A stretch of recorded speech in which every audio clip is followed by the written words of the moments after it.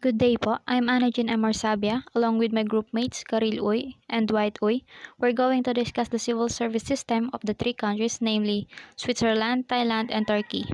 Una po ay Switzerland. Ang Switzerland po ay isang European country who practice federal government. Ang sistema ng civil service ng Switzerland po ay nagsimula noong panahon ng Old Swiss Confederacy noong 1291 na may desentralisadong istruktura. Ibig sabihin po bawat kanton o rehiyon o estado ng Switzerland ay may sariling pamahalaan at pinamamahalaan ang kanilang lokal na mga gawain na nagpapakita po ng mahabang tradisyon ng lokal na otonomiya ng bansa. Nagbago ito noong 1798 sa pagbuo ng Helvetic Republic, isang sentralisadong pamahalaan na ipinatupad sa ilalim ng impluwensyang revolusyonaryo ng France na naglalayong pag-isahin po ang mga kanton sa iisang administrasyon. Pero tinatulan po ito ng mga Swiss kaya bumagsak ito noong 1803 dahil dito bumalik ang Switzerland sa dati nilang uri ng pamamahala. But noong 1848, ang civil service system po ng Switzerland ay nagkaroon ng transition from decentralized to centralized by having federal constitution.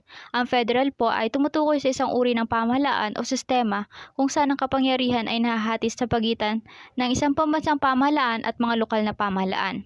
Ang Federal Constitution ng 1848 ay isang mahalagang yugto po sa pamahalaan ng Switzerland. Dahil dito, itinatag ang isang modernong federal sa estado ng mga Swiss na may iisang pambansang civil service.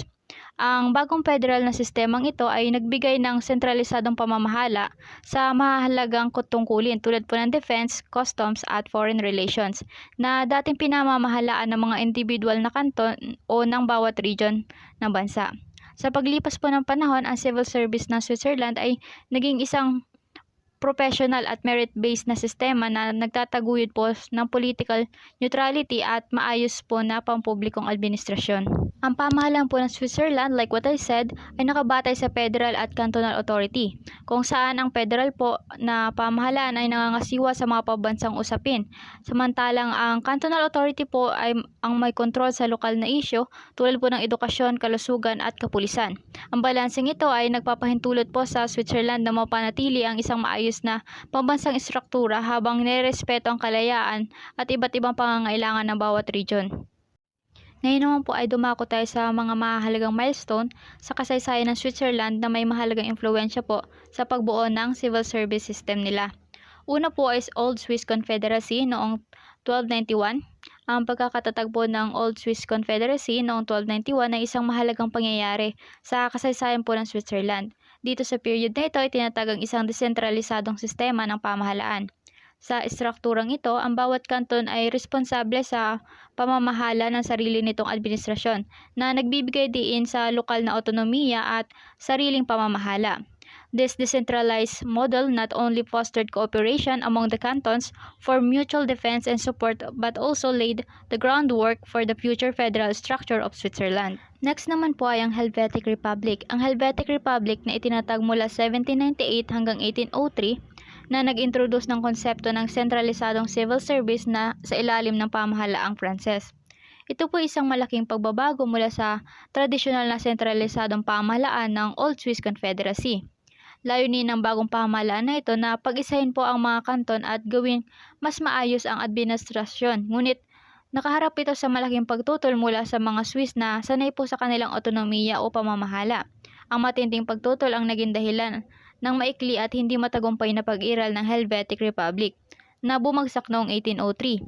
Sa kabila ng maikli nitong pag-iral, ang Helvetic Republic po ay naglatag ng pundasyon para sa mga susunod na talakayan tungkol sa organisasyon ng civil service at balanse sa kapangyarihan sa pamamagitan ng federal at cantonal na mga otoridad sa Switzerland.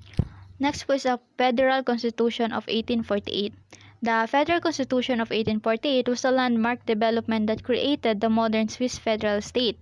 Itinatag ng konstitusyong ito ang isang nagkakaisang civil service na inaatasang pamahalaan ang mga pangunahing responsibilidad ng federal, particular po sa larangan ng customs, depensa at foreign relations. Sa pamamagitan ng pag-centralize ng mga tungkuling ito, layunin ng konstitusyon na mapabuti ang kahusayan at pagkakaisa ng pamamahala habang pinapahayagan pa rin ang lokal na otonomiya ng mga kanton. Ang pagbabagong ito ay nagmarka ng isang makabuluhang paglipat ng istruktura ng administrasyon ng Switzerland mula sa isang hiwa-hiwalay na sistema patungo sa mas magkakaugnay na federal, na patuloy na nakaka-impluwensya sa organisasyon at operasyon ng civil service ng Switzerland hanggang sa kasalukuyan. Noong late 19th century po, nakaranas ang Switzerland ng industrialization at paglawak po ng responsibilidad ng federal na pamahalaan. Ang pagbabagong ito ang naging daan para sa mas malaki at mas epektibong civil service system upang pamahalaan ang lumalawak na komplikasyon ng pamamahala. As a result po, there was a marked increase in the emphasis of professionalism within the civil service, leading to the adoption of merit-based recruitment practices. These changes aim to ensure that public administration was staffed by qualified individuals who could effectively handle the challenges of modern governance. Ang panahong ito po ang naglatag ng pundasyon para sa isang mas istrukturado at may kakayahang civil service na sa huli ang nagpalakas sa kahusayan at bisa ng pamahalaan ng Switzerland. Matapos po ang ikalawang digmaang pandaigdig, ang civil service ng Switzerland ay nagkaroon ng pagpapalawak ng responsibilidad bilang tugon sa lumalaking ekonomiya. Sa panahong ito, isinagawa ng civil service ang mga mahalagang tungkulin sa pamamahala tulad ng social welfare, pampublikong kalusugan at pagpapaunlad ng infrastruktura. Ang pagtaas po ng mga pangangailangan ng lipunan at paglago ng ekonomiya ay nangangailangan ng mas matibay na civil service na kayang epektibong tugunan ang mga hamong ito dala po ng nagdaang digmaan. As a result, the focus shifted towards enhancing administrative capacity, professionalism, at efficiency within the civil service, which played a crucial role in shaping Switzerland's modern welfare state and supporting the nation's continued economic development. In the 1990s, Switzerland embraced the concept of new public management in PM, which introduced private sector principles into public administration. Layunin ng reformang ito na mapabuti ang kahusayan at pagganap ng civil service sa pamamagitan po ng pag-adapt ng mga management practices na karaniwang matatagpuan sa pribadong sektor. Key aspect of PM included a focus on results-oriented governance, accountability, and decentralization of decision-making processes. Sa pamamagitan ng mga prinsipyong ito, ninanais ng pamahalang Swiss na mapabuti ang paghahati ng serbisyo, bawasan ang hindi epektibong bureaucratic na proseso, at lumikha ng mas dinamikong at tumutugon na pampublikong administrasyon. Ang pagbabagong ito ay nagmarka ng makabuluhang pagbabago sa paraan ng pamamahala ng mga serbisyong pampubliko na sumasalamin sa mas malawak na pandaigdigang takbo patungo sa modernisasyon at reforma sa pamamahala ng Switzerland. Noong 21st century po, ganap na tinanggap ng civil service ng Switzerland ang e-governance na nagpahusay ng performance, transparency at pakikipag-ugnayan ng mga mamamayan sa pamamagitan ng paggamit ng mga digital na plataforma. Ang pagbabagong ito patungo sa digitalisasyon ay nagbigay daan sa mas pinadaling mga proseso ng administrasyon na ginawang mas accessible at madaling gamitin ang mga serbisyong pampubliko para sa mga mamamayan. Sa tulong ng mga online na serbisyo at digital na mga kasangkapan ng komunikasyon, mas madali nang makipag-ugnayan ang mga mamamayan sa mga ahensya ng gobyerno. Bukod dito, pinabuti ng e-governance ang transparency sa pamamagitan ng pagbigay ng madaling access sa impormasyon at pagpapacilitate ng accountability sa pampublikong administrasyon. Ang patuloy na pagbabagong ito ay sumasalamin sa commitment ng Switzerland na gamitin ang teknolohiya upang mapabuti ang pamamahala at mapahusay ang kabuuang pamumuhay ng mga mamamayan. Now let's move on to significant reforms and legislation. Federal Personnel Act 1927, Public Sector Employment Act 1998, New Public Management and PM Reforms 1990s, Federal Data Protection Act 1992. Ang Federal Personnel Act ng 1927 ang nagsisilbing pangunahing framework na nagtatakda ng mga karapatan, tungkulin at mga kondisyon ng pagtatrabaho ng mga federal civil servant sa Switzerland.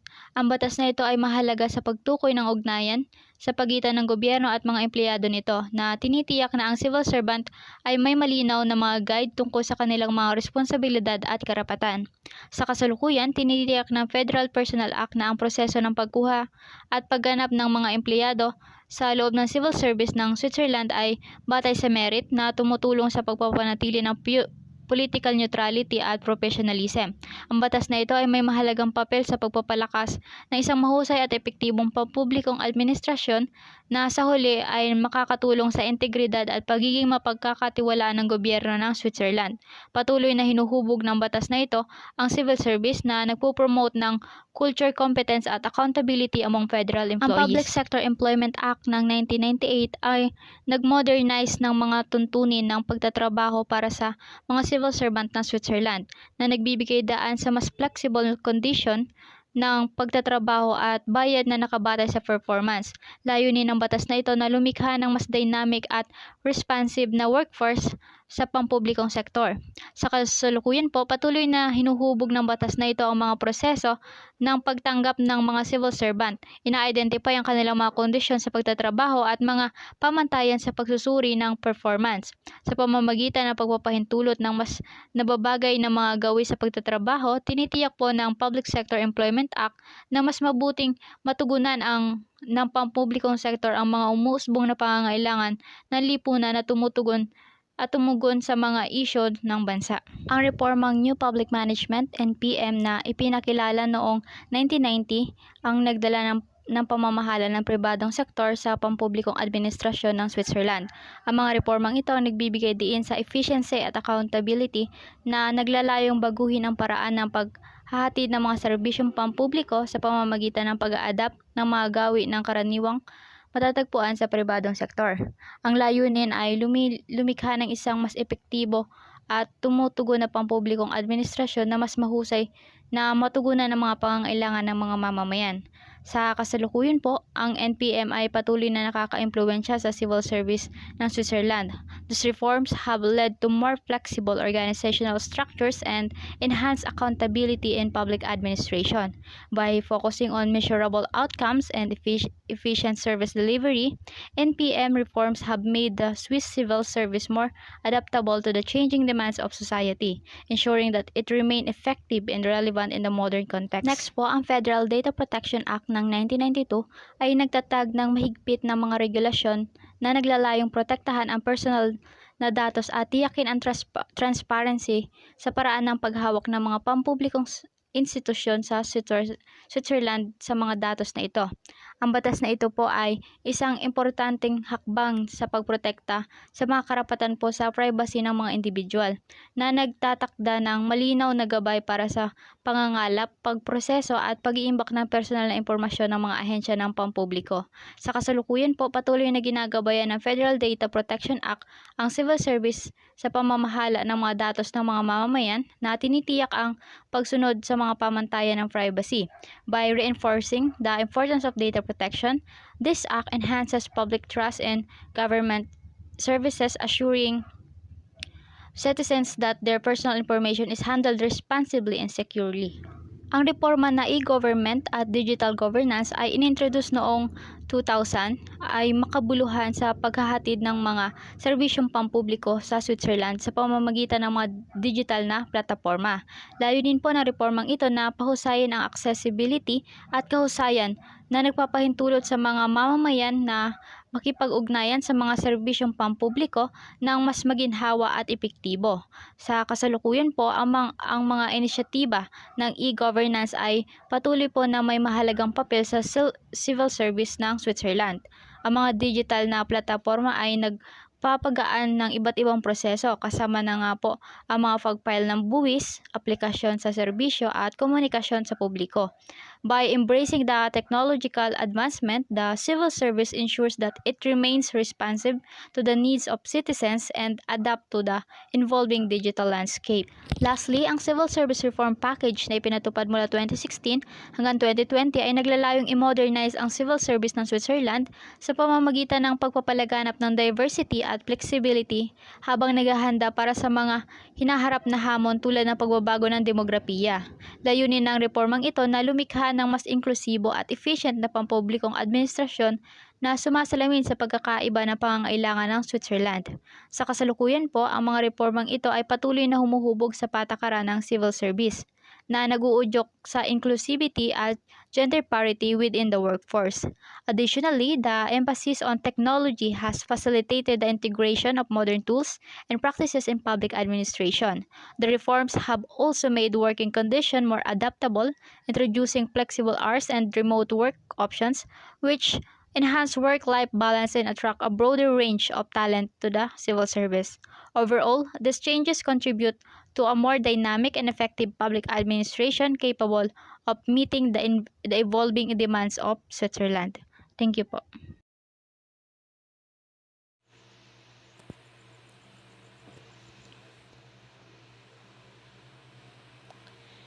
Origin of Civil Service System. The origin of Thailand's civil service system dates back to the late 19th century during the reign of King Chulalongkorn Rama V, who recognized the need for centralized governance to promote national unity. King Chulalongkorn initiated the Sakdina system reforms to centralize power, establishing the Ministry of the Interior and creating a structured bureaucratic system. The Civil Service Act of 1914 formalized the civil service system, outlining the rights, duties, and responsibilities of civil servants, and promoting efficiency and accountability. After mid-20th century political change, the Civil Service Act of 2008 introduced significant reform focusing on personal management and decentralization for better responsiveness to local needs. Today, the Thai civil service emphasizes professionalism, meritocracy, and accountability, reflecting the country's effort to balance tradition with effective governance in a dynamic political landscape. Key historical milestone that influenced the development of civil service. Sakdina system, late 19th century, initiated by King Chulalongkorn Rama V, 1868 to 1910. Transition from a feudal system to a modern bureaucratic structure. Establishment of Ministry of the Interior, 1892. Centralized authority over local governance. Laid the groundwork for formal administrative frameworks. Civil Service Act of 1914 formalized the civil service system in Thailand, established guidelines for civil servants' rights, duties, and responsibilities, emphasized merit-based recruitment, and loyal to the state. Mid-20th century political change, series of coups and shifts in governance necessitated civil service reform focused on stability and effective administration. Civil Service Act of 2008 introduced reforms in personal management, enhanced accountability and adaptability of civil servants, promote a more decentralized and responsive civil service approach. Significant reforms and legislation.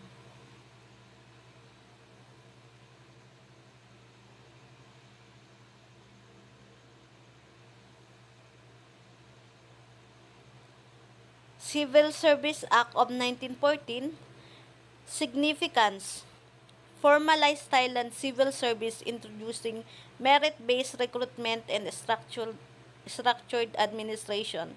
Impact, laid the foundation for efficient, accountable, and professional civil service that is still in place today.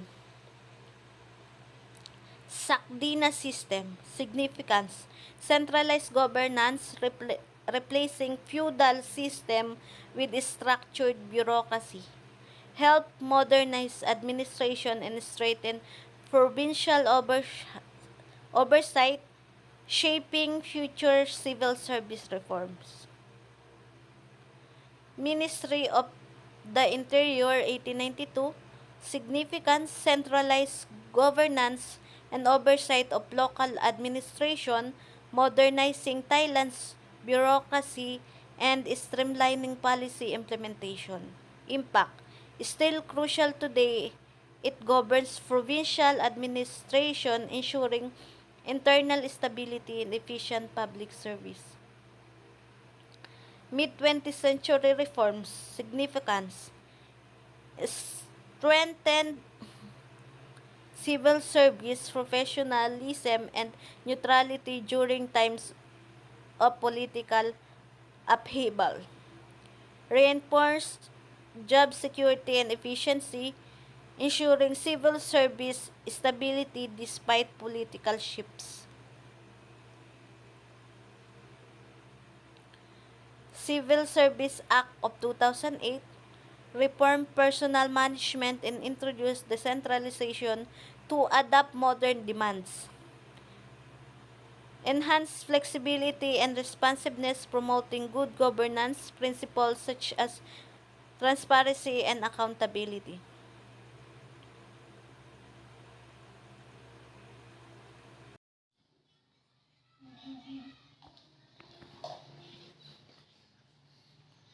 Origin of civil service system of Turkey. Turkey's public service systems originated during the 19th century in the Ottoman Empire, particularly with the Tanzimat reforms of 1839, which aimed to modernize the empire's administration. These reforms centralized the bureaucracy and introduced merit-based hiring to combat inefficiency and corruption, moving away from nepotism and favoritism. After the Republic of Turkey was founded in 1923, Mustafa Kemal Atatürk implemented reforms to modernize the civil service, including the Civil Servants Law of 1924, which established the foundation of the modern system. The Civil Servants Law of 1965 further enhanced job security, civil servants' rights, and neutrality, ensuring that civil servants remain politically impartial. Recent reforms, such as the Public Administration Reform Program in the early 2000s, have focused on increasing efficiency, accountability, and the use of technology in public administration. Turkey's civil service system reflects its historical development, balancing the principles of professionalism and public service with the need to adapt to modern challenges. The key historical milestone that influenced the development of civil service. The Tanzimat Reforms, 1839, initiated to modernize the Ottoman Empire's administrative framework, shifted from a decentralized system to a centralized bureaucracy, emphasized merit-based recruitment to combat corruption and inefficiency. Establishment of the Republic of Turkey, 1923, marked a pivotal moment in civil service evolution, led by Mustafa Kemal Atatürk, focusing on the modernization and professionalism. Civil Servants Law of 1924 established the rights and responsibilities of civil servants, created a meritocratic framework for recruitment, promotion, and discipline, reinforced the vision of a secular and modern state. Civil Servants Law of 1965 refined civil service regulations for job security and protection of rights, emphasized neutrality and impartiality to ensure independence from political influences.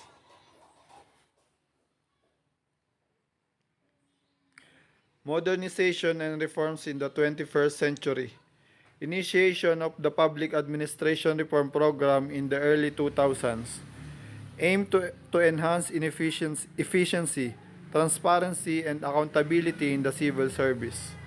Adoption of modern management practices and integration of technology.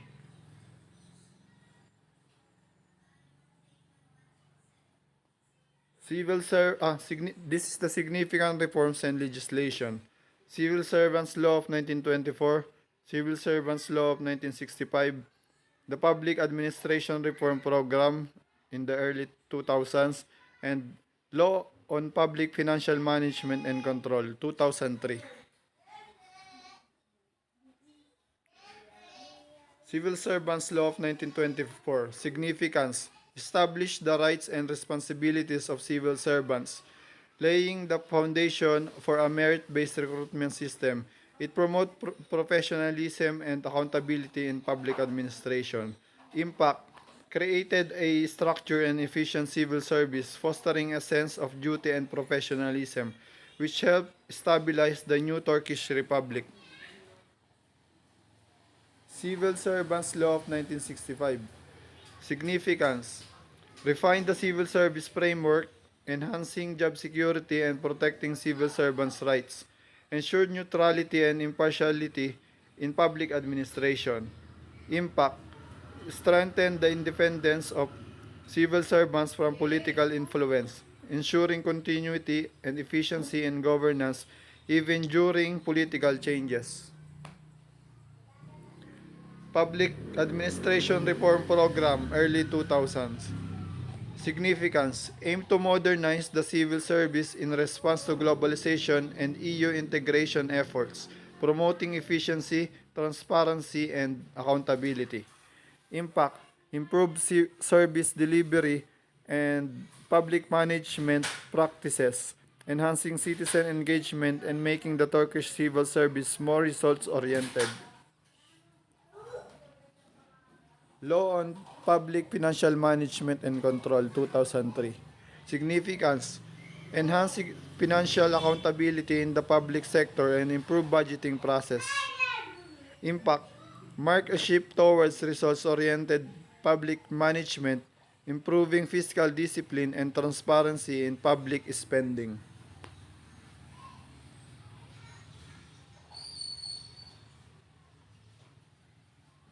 Post. Then, see.